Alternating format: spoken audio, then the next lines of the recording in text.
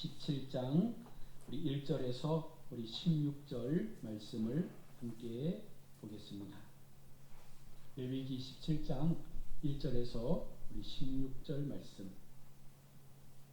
한 절씩 우리 교독하도록 하겠습니다.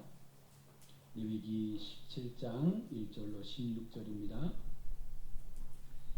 여호와께서 모세에게 말씀하여 이르시되 그의 아들들과 이스라엘의 모든 자손에게 말하여 그들에게 이르기를 여호와의 명령이 이러하시다 하라. 이스라엘 집의 모든 사람이 소나 어린 양이나 염소를 진영 안에서 잡든지 진영 밖에서 잡든지 먼저 해방문으로 끌고 가서 여호와의 성막 앞에서 여호와께 예물로 드리지 아니하는 자는 피 흘린 자로 여길 것이라. 그가 피를 흘렸은즉 자기 백성 중에서 끊어지리라. 그런즉 이스라엘 자손이 들에서 잡던 그들의 제물을 해망문 여호와께로 끌고 가서 제사장에게 주어 화목제로 여호와께 드려야 할 것이요 제사장은 그 피를 해방문 여호와의 제단에 뿌리고 그 기름을 불살라 여호와께 향기로운 냄새가 되게 할 것이라. 그들은 전에 음란하게 섬기던 순염소에게 다시 제사하지 말 것이니라.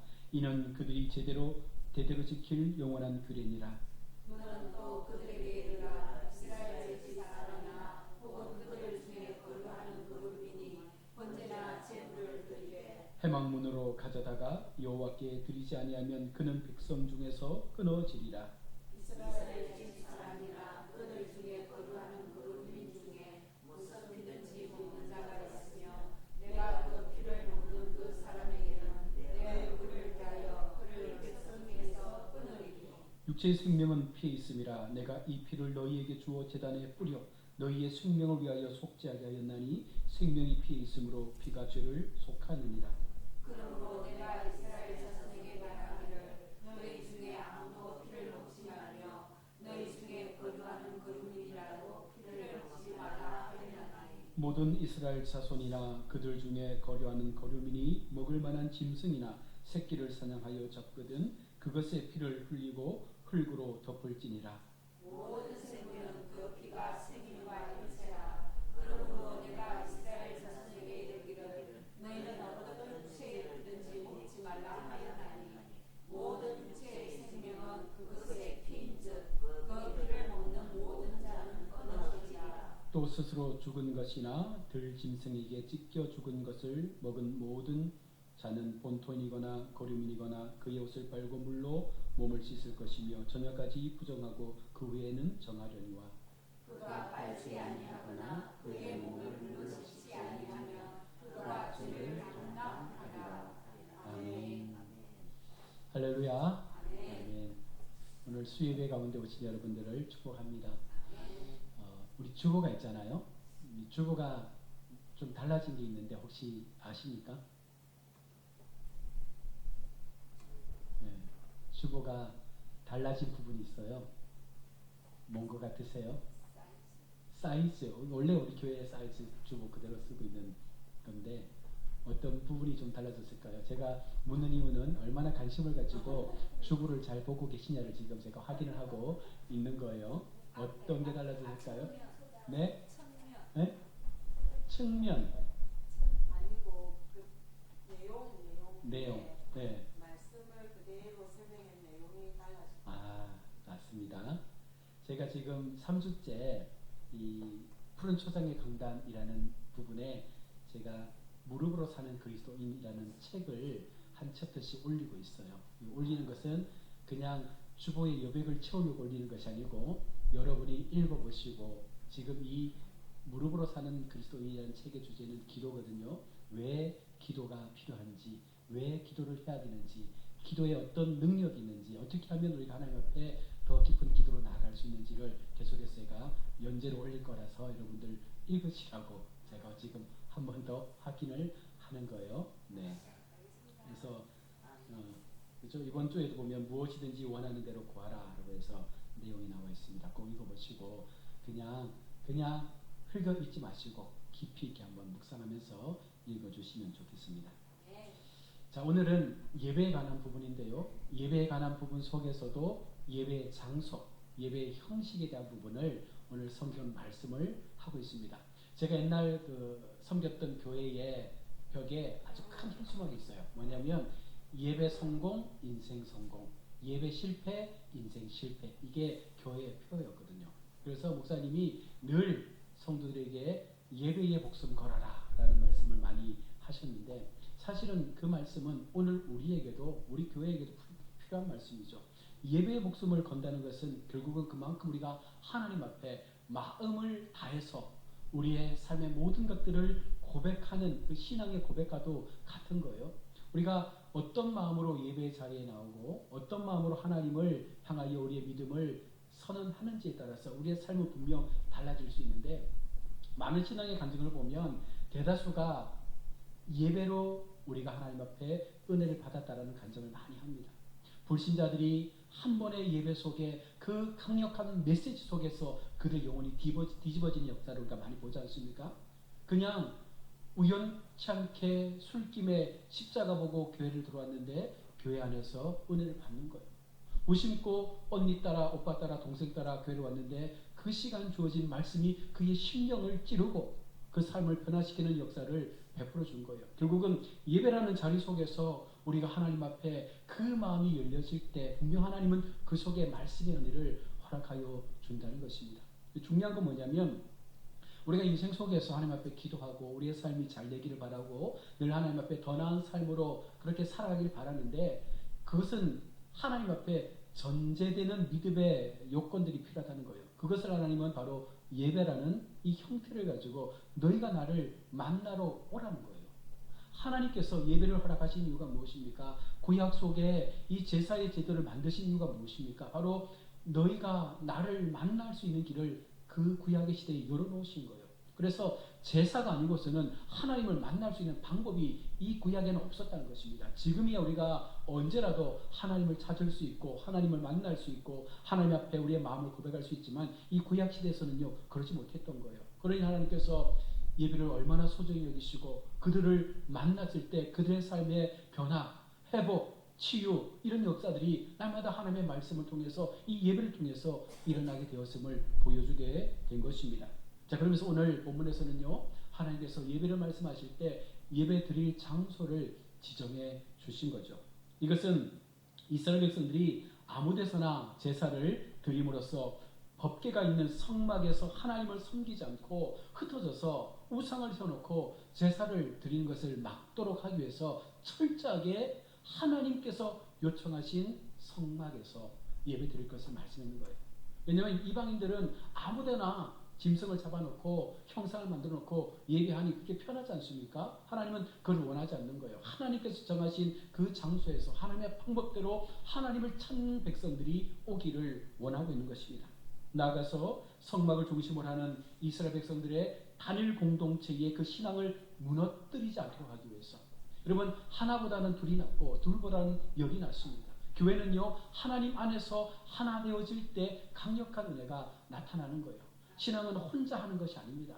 믿음의 삶은, 구원의 삶은 나와 하나님과 1대1의 관계지만 공동체를 세우고 하나님 앞에 믿음의 거룩함을 지켜가기 위해서는요 바로 다수의 함께하는 믿음의 사람들이 있어질 때 그 역사는 시너지를 발휘할 수가 있는 거예요. 그러니 교회는, 하나님의 공동체는 날마다 주님 안에서 같은 마음, 같은 비전, 같은 꿈, 같은 시선, 같은 방향을 향해서 나갈 수 있는 그와 같은 모습이 나타나게 될 때 하나님의 교회는 거룩한 부흥을 꿈꿀 수가 있는 것이죠. 자, 그러면 우리 교회는 어떻습니까? 우리 교회는 한 방향을 향해 나아가고 있습니까? 하나님의 시선을 가지고 하나님께서 원하시는 그 믿음의 길을 걸어가고 있습니까? 모든 성도가 함께 그 마음을 모두어서 그 길 앞에 우리의 삶을 집중하고 하나님의 그 마음을 가지고 세상을 바꾸고자 하는 그 열심들이 우리 교회 속에 한 마음으로 일어나고 있느냐? 하나님 지금 오늘 우리에게 묻고 있는 것입니다. 여러분, 사사기에 보면 사사시대에 어떠한 현상들이 일어납니까? 제사장들이, 레위인들이 이제는 성전을 떠나서 이방인들 그리고 개인 제사장의 자리로 나가서 월급을 받고 그 제사를 지내는 시대가 바로 사사시대의 모습이었어요. 물론 이스라엘 백성들이 자신의 분깃의 11조를 레위 지파에게 제사장에게 주지 않았기 때문에 그들이 먹을 것이 없으니까 세상으로 나가서 세상의 방법으로 제사를 드리면서 그들은 하루하루를 연명했던 것입니다. 여러분 물론 11조를 드리지 않은 것이 문제이지만 더 중요한 것은 그럼에도 제사장과 레위인들은 하나님 앞에 구별된 사람들이잖아요. 그러면 더 하나님 앞에 마음을 가지고 힘써 예배의 자리에서 그 자리를 지키는 것이 옳음에도 불구하고 세상적인 방법을 선택했던 것입니다. 오늘날 교회 속에 목사의 이중직을 놓고 많이 이제 분분한 의견이 나오지 않습니까? 목사가 사례비가 적으니까 시골교회 목사님들, 개척교회 목사님들 또 다른 직업을 갖는 것이 필요하냐, 필요하지 않느냐 이런 말들이 많아요. 중요한 것은 무엇이냐면 그것을 가지고 논하기 전에 교단이, 교회가 충분히 시골교회에서든 개척교회에서든 목회할 수 있는 목양의 어떤 그런 도움을 주면 사실 우리가 아파트 경비 안 해도 되고 대리운전 안 해도 되는데 사실은 부유한 교회는 부유해서 잘 살 수 있지만 정말 연약한 교회는요 그렇게 하지 않고서는 살 수 없다는 거예요. 그래서 이런 부분들이 사실은 논쟁의 문제가 아니라 정말 하나님 앞에 어떻게 큰 교회들이 대형 교회들이 어떻게 하나님께로부터 받은 그 은혜와 물질을 밑으로 흘려보내는가 이것이 훨씬 더 중요하다는 것이죠.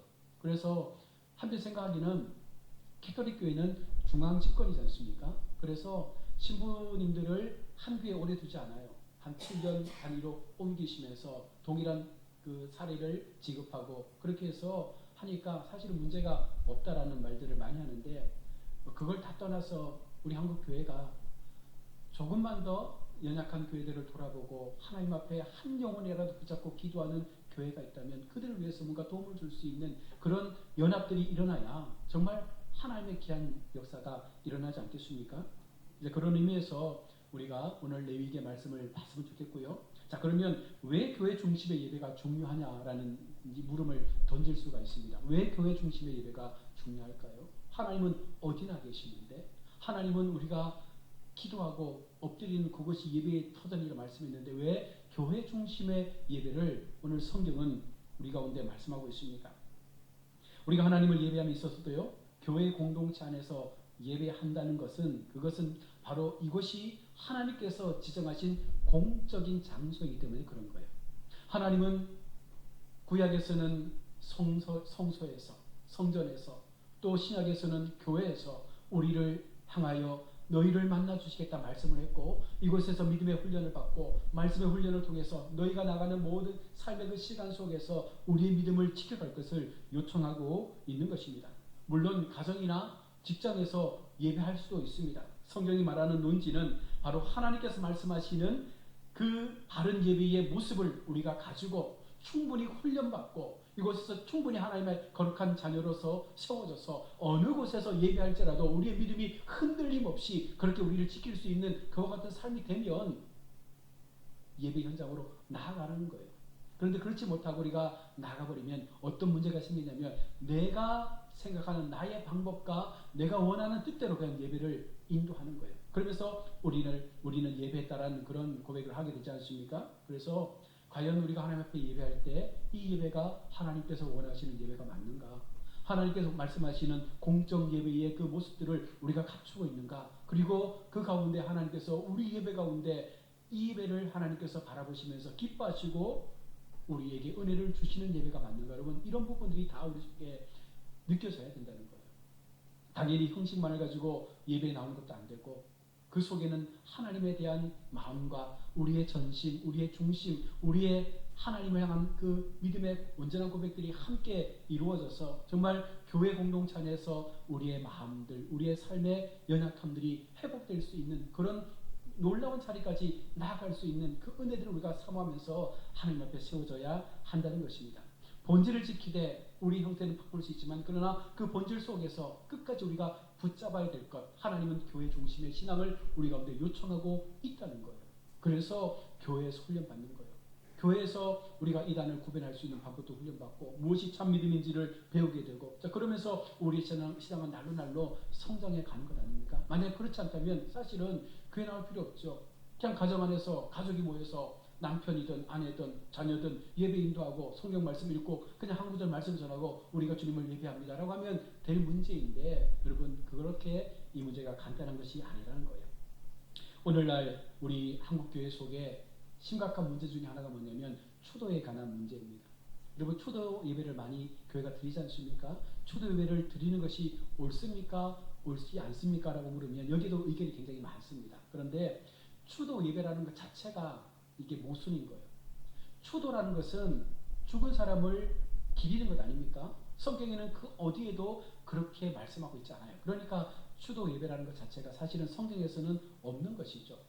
이게 캐톨릭에서 넘어온 하나의 문화를 교회가 너무 이렇게 모질게 다 끊어버리면 안 되니까 어쨌든 예배라는 이름을 가지고 와서 죽은 부모님들이나 가족들의 그 길이 되면 예배를 드리는 그런 관례들을 가졌는데 여러분 중요한 게 뭐냐면 우리가 그렇게 추도 예배로 모였을 때 그 모임 속에서 어떤 현상들이 일어나는지를 봐야 된다는 거예요. 정말 하나님 앞에 우리가 모여서 만약에 돌아가신 아버지를 위해서 모였다면 아버지의 신앙을 우리가 한 번쯤 되짚어보고 아버지는 이렇게 교회를 섬기셨는데 아버지는 이렇게 교회 앞에 충성했는데 우리가 아버지의 믿음의 유산 받아서 잘 한번 더 열심히 교회를 세워보자. 그러면서 예배하고 서로의 마음을 나누고 그렇게 교제를 하면 이거 굉장히 좋은 거잖아요. 그런데 또 어떤 분들은 그렇게 추도 예배를 하면서 어떻게 하냐면 그 죽은 분의 어떤 그 마음들을 안타까워하고 그 죽은 분의 사진을 이렇게 탁 올려놓고 울면서 굉장히 애도하는 마음을 보이는 거예요. 물론 그렇게 할 수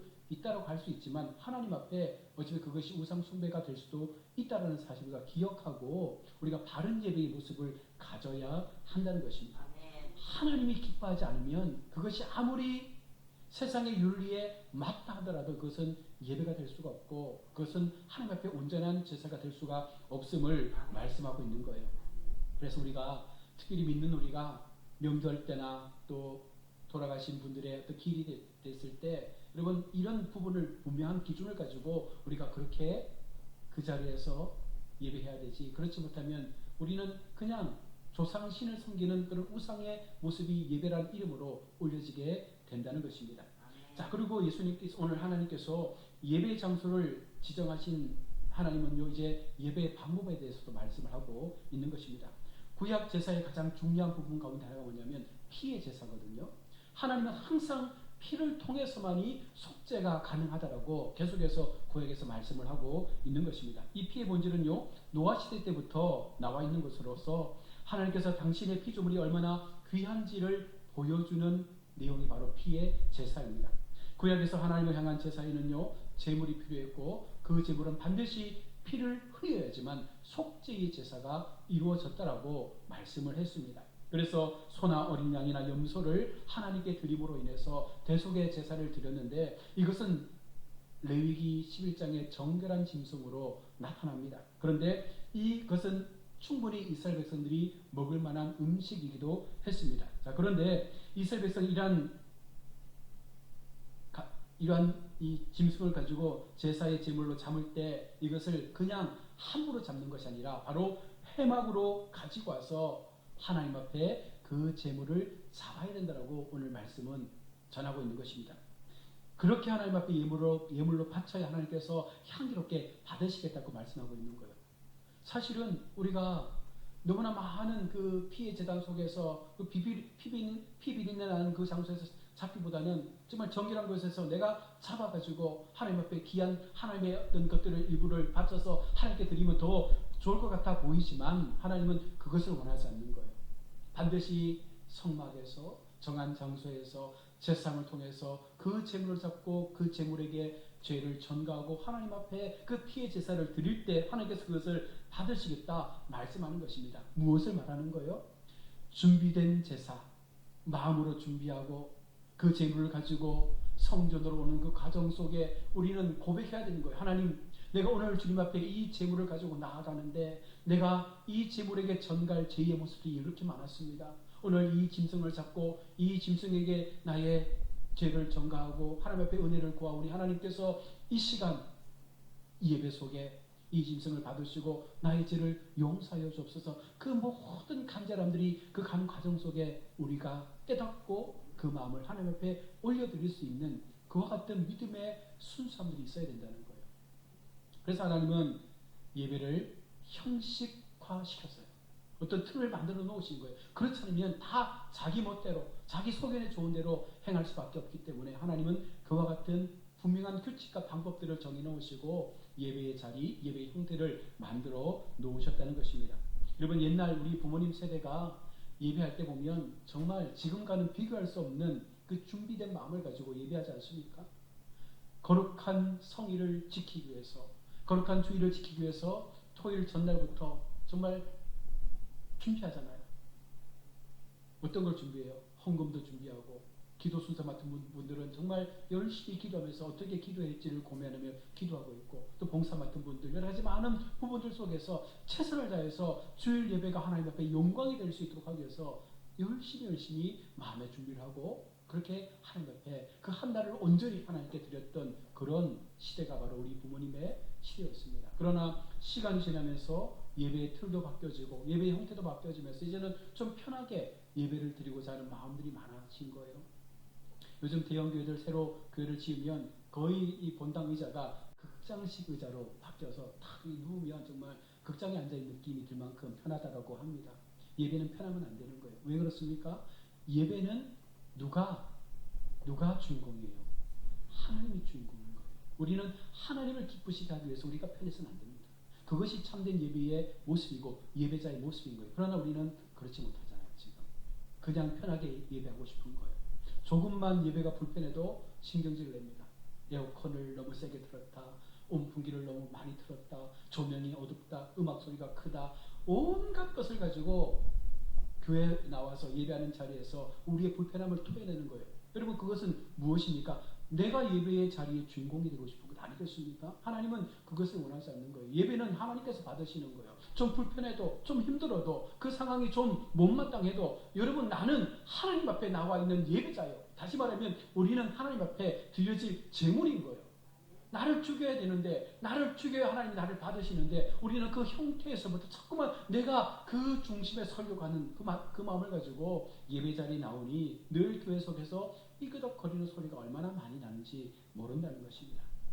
옛날 어른들도 헌금할 때 늘 은행에 가서 전날에 신권 탁 바꿔서 봉투에 탁 담아서 이름 탁 적어서 성경에 탁 꼽아놓고 그리고 주일날 교회 왔지 않습니까? 그리고 혹시라도 신권을 못 바꾸면 어떻게 했습니까? 돈을 다리미로 쫙 펴가지고 진짜 열심히 펴가지고 그렇게 빳빳하게 만들어서 하나님께 드린 거예요. 하나님 앞에 드리는 건데 내가 함부로 드릴 수 없다. 여러분 그것이 좀 과하다 싶을지 모르겠지만 하나님은 그와 같은 모습을 기뻐하셨던 거예요. 그래서 그들의 섬김과 그들의 희생과 그들의 예배를 통해서 한국이 이만큼 성장할 수 있었던 원동력이 된 것입니다. 여러분 우리가 다음 세대를 살리자는 말을 많이 하잖아요. 그러기 위해서 정말 우리 가운데 필요한 게 무엇입니까? 우리도 그 부모님 세대들처럼 그렇게 예배를 드려야 되는 거예요. 그래야 그 복이 우리 자손들에게 가게 되지 않겠습니까? 지금 우리는 우리 조상들의 그 희생과 섬김의 그 삶을 통해서 우리가 지금 그 복을 받아 누리고 있는데 요즘 수많은 목사님들이 그런 말씀해요. 이제 너희는 너무 힘들겠다. 너무 교회가 편해졌어요. 너무 교회가 하나님보다는 어떤 눈에 보이는 현상과 소리에 집중을 하게 된 것 같아요. 그래서 오늘 성경은요 철저하게 하나님께서 만들어주신 그 형식과 틀 안에서 주님을 예배할 것을 말씀하고 있습니다. 지금 우리는 어떤 모습으로 하나님 앞에 예배하고 있습니까? 예배 시간이 다 되어도 우리의 마음에는 긴장감이 없어요. 그냥 좀 늦어도 미안한 기색 없이 그냥 와요. 늦었다고 뛰어서 교회 오는 사람도 없어요. 좀 늦으면 어때? 교회 가면 되지. 여러분 이런 마음들이 사라지지 않으면 결코 우리는 하나님 앞에 복을 받을 수가 없는 거예요. 예복을 준비한 자만이 천국 잠치에 참여하게 될 것임을 성경 분명히 말씀했습니다. 다 온다고 하나님 앞에 예배자가 되는 것이 아니에요. 예복을 준비한 자, 믿음으로 준비한 자, 마음이 준비된 자, 하나님 앞에 그 중심이 준비된 자가 복을 받게 된다는 거예요. 우리가 계속적으로 이 예배라는 부분을 집중적으로 말씀하는 그 의미가 어디에 있습니까? 하나님께서 그것을 원하신다는 거예요.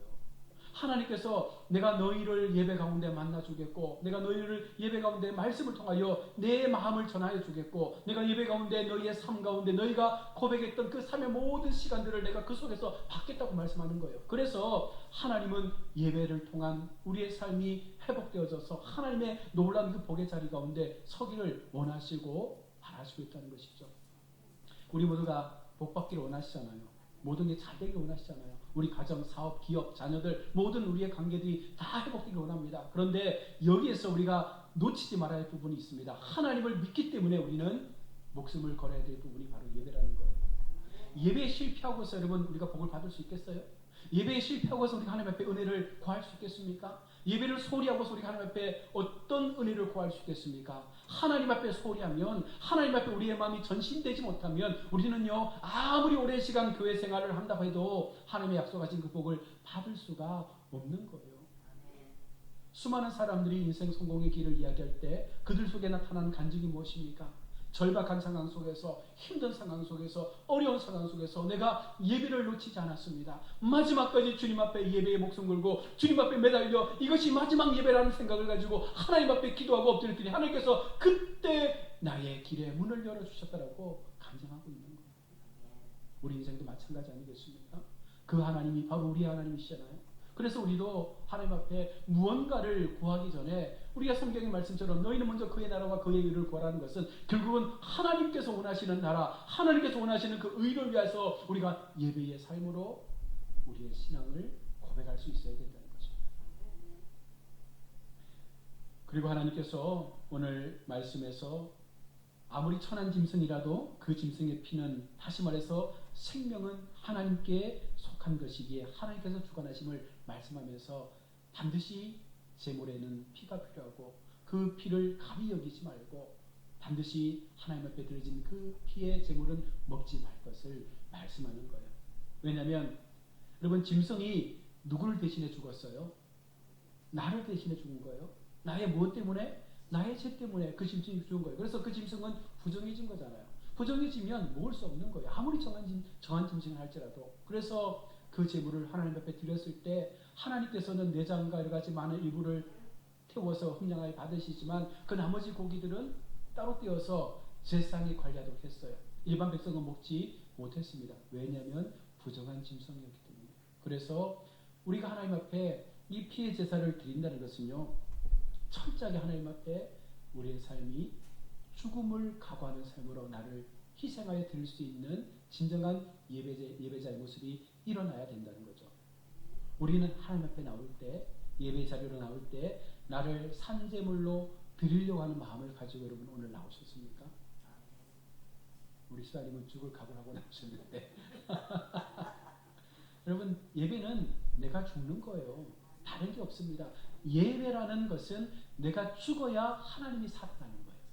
내가 죽어야 하나님의 영광이 임하는 거예요. 내가 하나님 앞에 온전하게 희생되어져야 하나님의 거룩한 역사가 나의 삶 가운데 부어져서 우리가 살아나는 기적을 경험하게 된다는 것입니다. 우리의 마음이 하나님 앞에 온전해지기 위해서는요. 그래서 뭐가 필요한 거예요? 날마다 나는 죽노라 라고 하는 그 사도 바울의 고백처럼 내가 날마다 주님 앞에 죽고자 하는 마음을 가지고 이 예배의 제단에서 엎드릴 때 하나님은 그를 살려내시는 거예요. 그래야 우리가 진짜 사는 거지, 그렇지 않으면 우리는 반쯤은 죽어있는 상태라는 거죠. 그러니까 철저하게 죽지 못하면, 철저하게 피 흘림의 제사를 드리지 못하면 우리는 하나님 앞에 온전한 예배자가 될 수 없음을 성경은 말씀하고 있는 것입니다. 창세기 9장 5절 6절에 내가 반드시 너희의 피 곧 너희의 생명의 피를 찾으리니 짐승이면 그 짐승에게서, 사람이나 사람의 형제면 그에게서 그의 생명을 찾으리라. 다른 사람의 피를 흘리면 그 사람의 피도 흘릴 것이니 이는 하나님이 자기 형상대로 사람을 지으셨습니다. 말씀하시면서 결국 피는요, 이 구약의 피는요, 예수 그리스도의 보혈을 상징하는 피로 발전이 된 거잖아요. 그리고 지금 우리가 피 흘림 없이 하나님께로 나갈 수 있는 그 은혜도 바로 예수 그리스도의 피 흘림이 있었기 때문에 가능한 거예요. 예수님은 하나님이시기 때문에 우리의 죄를 다 가지고 죽으셔도 그분에게는 죄가 없으신 거예요. 그 은혜가 오늘 우리에게 부어졌다는 사실을 여러분 믿고 우리가 나를 위하여 희생된 그 희생의 제물 앞에서 더 겸손하게 우리의 삶을 돌아볼 수 있는 그 마음들이 우리 속에 있어야 한다는 것입니다.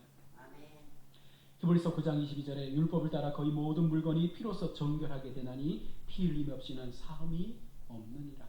결국은 내가 하나님 앞에 내어드리는 모든 그 순간순간의 삶의 걸음들이 나의 죽음과 나의 희생을 통하여 드려질 때 이것이 온전한 헌신과 희생이 될 수 있음을 말씀하는 거예요.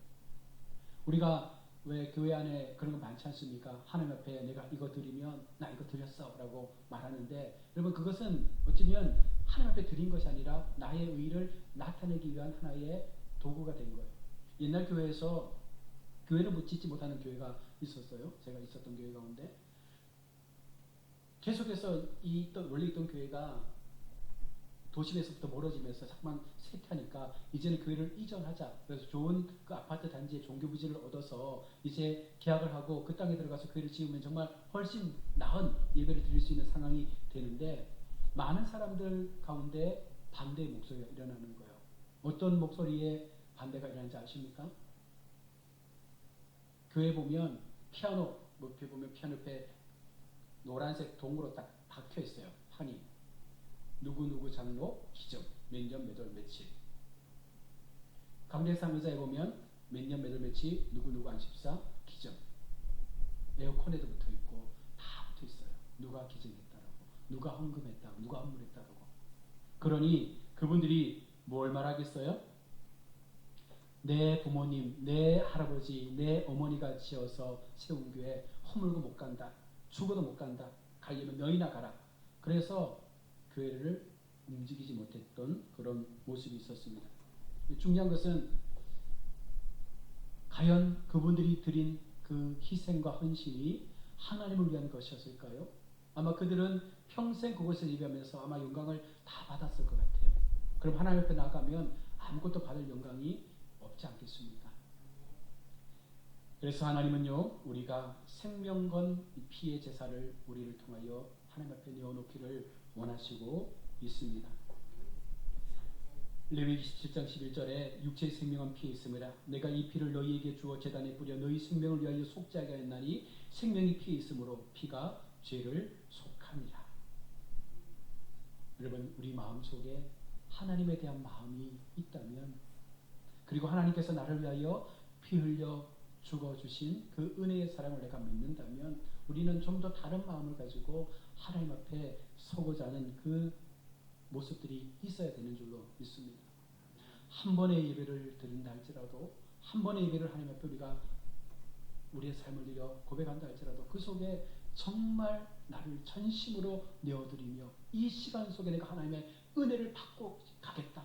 내가 이 예배 시간 속에 말씀의 그 은혜를 내가 경험하고 가겠다. 내 마음 가운데 부어주시는 그 음성을 듣고 내 삶의 변화를 이루고 가겠다라고 하는 그런 간절함과 그 마음의 중심이 정말 주님 앞에 온전함으로 세워질 때 하나님은 그들 속에 찾아오셔서 그 마음을 만져주시고 그 마음의 은혜를 허락하여 주신다는 거예요.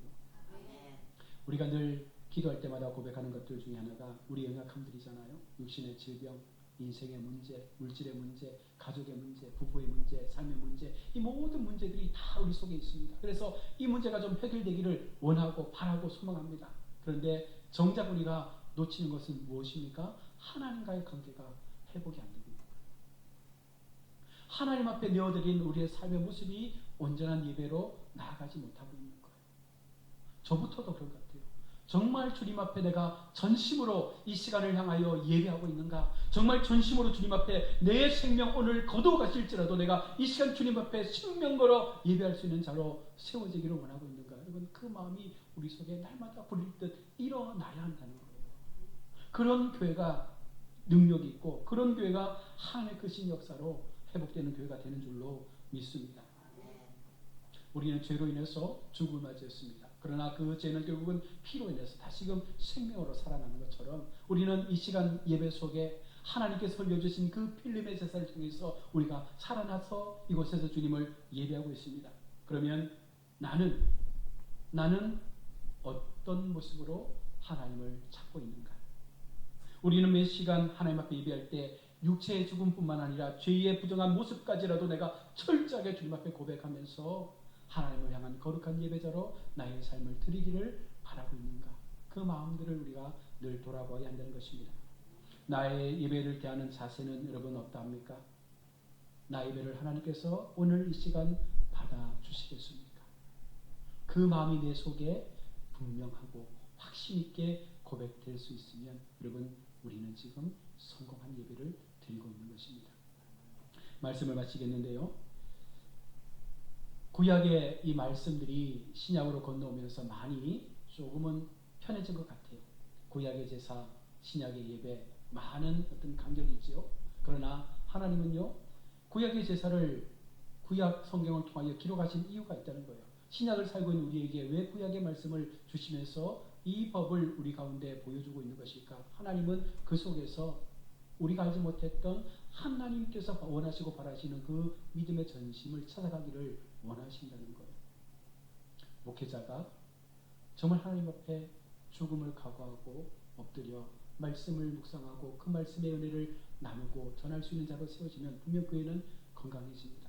아울러서 우리 성도들이 사모함의 열심을 가지고 말씀의 갈급함을 가지고 날마다 푸른 초장 실만한 물가에서 주님 주시는 그 은혜의 말씀을 갈급하며 내가 그 예배의 자리를 날마다 붙잡기를 원하실 때 하나님은 그들에게도 은혜를 주신다는 거예요.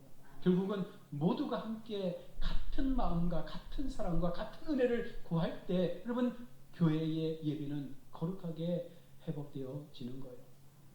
오늘 한번 목사님과 잠시 통화를 했는데 이런 얘기를 하시는 거예요. 한 분 성도님이 우리 교회는 은혜가 없는 것 같아요. 라고 이제 목사님한테 와서 하소를 하는 거예요. 그때 목사님 왜 그러십니까 했더니 앞에 있었던 목사님이 30년을 목회하시다 그만두셨대요. 그런데 이 목사님께서 원로가 못 되셨어요. 그리고 일부에서 하시는 말씀이 뭐냐면 이 목사님이 다 좋은데 말씀이 약해 그랬대요. 그래서 이 지금 계신 목사님이 이렇게 말씀했대요. 집사님, 말씀이 약하다고 말하는 분들 가운데 그 말씀을 내 마음으로 받고 정말 그 말씀을 내게 주시는 말씀이라고 받는 분들은 몇 분이나 되겠습니까? 30년을 목회했다는 것 자체만으로도 정말 귀한 일이고 지금까지 좋은 부분들 잘 말씀하시다가 마지막 하나 말씀이 약해서 원로 목사를 받지 못했다고 하는 그 자체가 하나님 앞에 교만한 말씀 아니겠어요? 우리는 지금 그렇게 신앙생활을 하는 것 같아요. 그러니 교회가 늘 이 과도기가 생길 때마다 힘든 과도들을 겪는 것 아니겠습니까? 말씀을 전하는 자도 거룩해야 되겠지만 말씀을 받는 밥도 여러분 하나님 앞에 옥토가 되어야지만 어떤 말씀이 떨어지더라도 그 말씀을 우리의 삶의 영양분으로 받아들일 수 있는 마음의 준비를 할 수가 있는 것입니다. 그러니 여러분 우리 가야교회 속에 앞으로도 얼마나 많은 예배들이 하나님 앞에 올려지겠습니까? 그때마다 혹시라도 말씀이 나를 아프게 하고 말씀이 내 마음 가운데 무언가 좀 불편한 마음을 줄 때 여러분 그때가 은혜 받을 때인 줄 여러분 믿으셔야 합니다. 그 마음을 주실 때는 그것을 통해서 회개하고 깨달아 우리의 삶을 다시 한번 주님 앞에 새롭게 세워가기를 원하시는 주님의 음성인 줄로 믿고 여러분 그렇게 말씀을 받으면 그때서부터 하나님은 우리의 삶을 기적적으로 변화시켜 가실 거예요. 저라고 뭐 얼마나 능력 있겠습니까? 저도 사람이잖아요. 저도 부족한 게 많고 저도 말씀을 다 모릅니다. 그래서 연구하고 또 묵상하고 준비하는데 여러분들이 기도해 주시고 또 제가 하나님 앞에 그 마음을 받아서 준비하고 그래서 강단에서 전해지는 그 모든 말씀들을 우리가 함께 서로 공유하고 나누고 그 은혜를 우리가 만들어갈 수 있다면 저는 확신합니다. 우리 가야교회 정말 함안군 안에서 이름난 교회 하나님께서 기뻐하실 교회로 분명하게 세워지리라 믿습니다. 그 모든 일들을 우리 모두가 함께 만들어가기를 축복합니다. 기도하겠습니다. 하나님 은혜를 감사합니다. 하나님은 우리를 향하여 참된 예배자를 찾으신다 말씀합니다.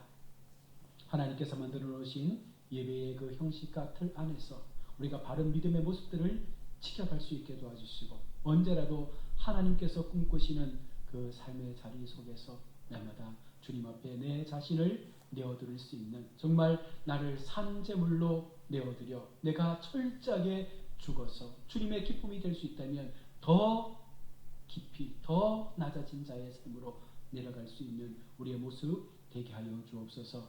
우리는 하나님 앞에 예배하는 자로 부름받았습니다. 우리가 고백하고 우리가 찬양하는 모든 것들이 주님 앞에 기쁨이 되고 영광되게 하여 주시고, 우리에게는 아울러 하나님의 은혜가 임하여 줘서 우리의 모든 삶의 모든 문제와 그 간과함 속에 하나님의 일하심을 경험할 수 있는 귀한 삶으로 나아갈 수 있는 힘을 얻게 하여 주옵소서. 남은 한 주간도 주님 저희와 동행하여 주시고, 어떠한 삶의 자리 속에서라도 늘 주님을 향하여 우리의 믿음을 고백할 수 있는 신실한 하나님의 사람들 되게 하여 주시옵소서. 거룩하신 예수님의 이름으로 기도드립니다. 아멘. 우리 주기도문으로